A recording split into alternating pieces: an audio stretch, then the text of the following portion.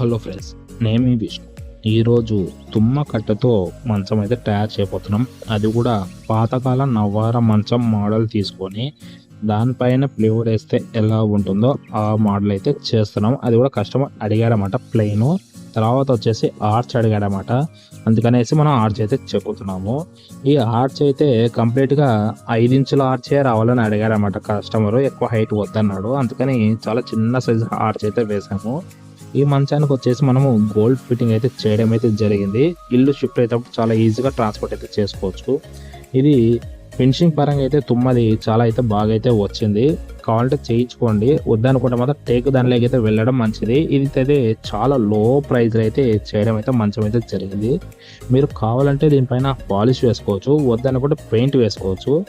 Any choice మీది ఏదైనా వేసుకోవచ్చు. ఇది వచ్చేసి మంచము 4-6 సైజుకి అయితే చేయడం అయితే జరిగింది.